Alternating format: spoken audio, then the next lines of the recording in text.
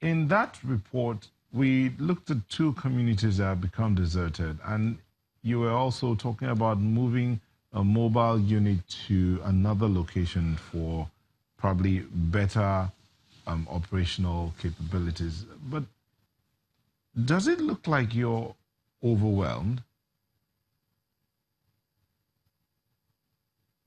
Can you come again with that question? Are you under any pressure? Not at all. And that is what we are trying to establish here, that we will not do panic deployment. The security advisor is quite aware that there are some criminals that are taking advantage of this. I personally went to the chairman of the Kuma local government along that stretch, Bajimba, Daudu, Yelwata, Day, and one of the chiefs came out in the course of the interaction to say, yes, Commissioner, we were disturbing you all throughout the night. But I found out that there are some criminals among our boys that we just want to create panic in order to go and steal. It's just enough for them to shout, herdsmen have come, herdsmen have come. And they make these poor people to leave their houses and thereafter go and steal. And that is why we continue to review our deployment plan, our strategy on a day-to-day basis in order for us to have visibility of police in almost all the places. And you know, for our people as well, once you make deployment, every household, every person around that area, they want policemen, they want soldiers, they want civil defense to come and be put in front of their houses. Security is not done that way. The security agencies strategize, know where we have porosity, and we cover. And that is what we've been doing. Lots of confidence building exercise, and of course, proactiveness. And we will continue to keep on to that. We'll continue to review the exercise, but I can tell you without equivocation that we are achieving the aims of restoring peace. We have been trying to talk to people, placing security in most of the villages so that people can return. And I've also explained to some media people before that returning in some cases, it is an individual thing.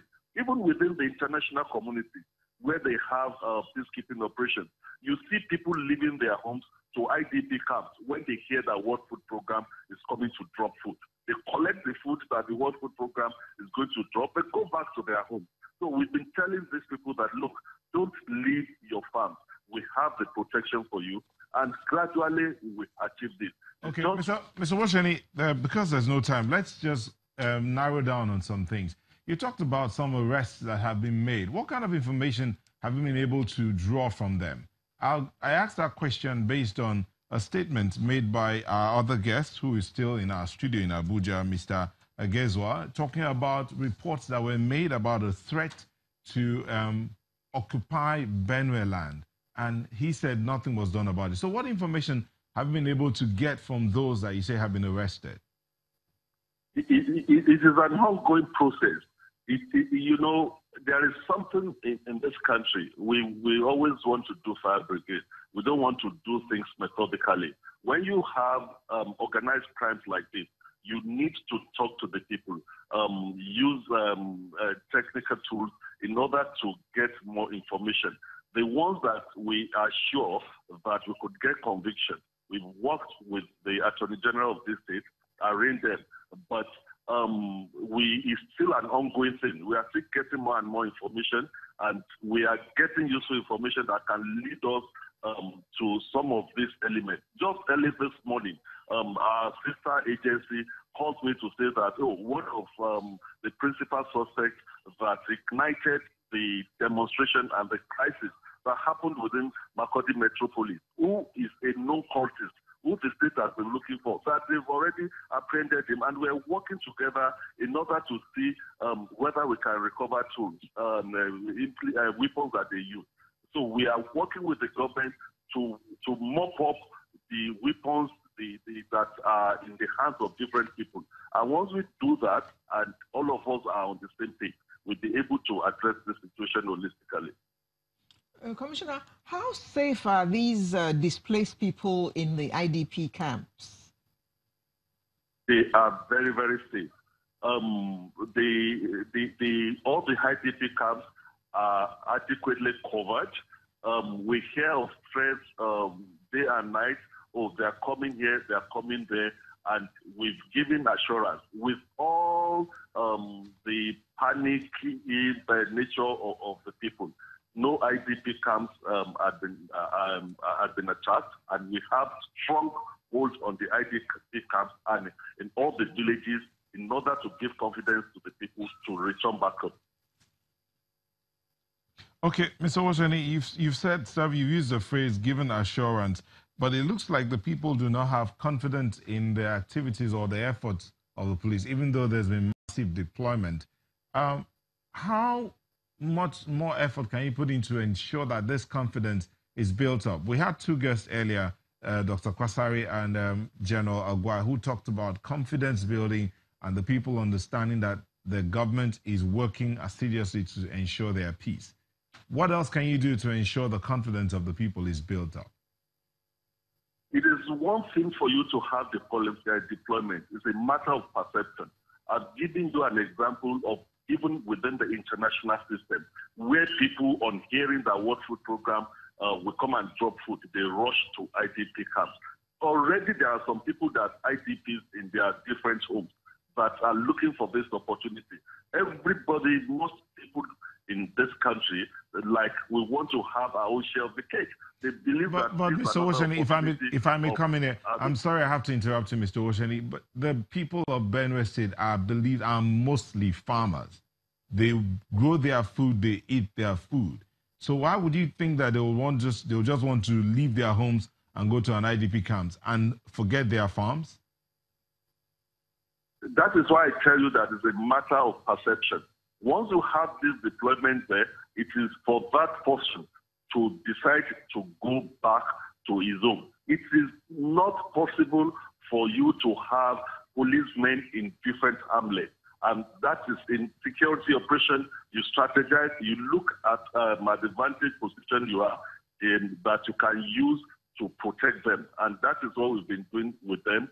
But it is not possible that even after deployment, that you now force people into the vehicle and say, go back. It's just a matter of perception. That is what I want you to know. But the Inspector General of Police, we working with the state government, we've been doing all that is possible. There are some interactions we had, but what they were now even asking the chairman of the local government is that we don't have water there. They see this as an opportunity to present some other things apart from security. That is after being told to say that, oh, security has been provided, and they are now talking of water. They are now talking of light. It's not the police that will address that. It's not the security agencies that will address that.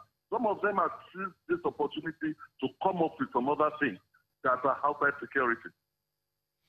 All right, thank you, Mr. Owosheni. So just before we let you go, how quickly are we going to see prosecution of those that burnt, that killed those travelers, and then the others that were arrested before them? How quickly would prosecution take place? We're working assiduously to make sure that all what we do it fast. But when you talk of detection, investigation of cases, it is not something that you just close your eyes and open it and and you now say that you've gotten to the root of it. These are organized crimes. And when you talk of organized crimes, it may take some time to get to the proper the law root says of it. You cannot Nigeria detain, should just be patient. But the law says you can't detain someone for more than 24 hours, at most 48 hours. In this case now, these people have been in police detention for more than 48 hours. So how quickly would they be taken to the courts? The law also makes provisions under which you can interrogate people further.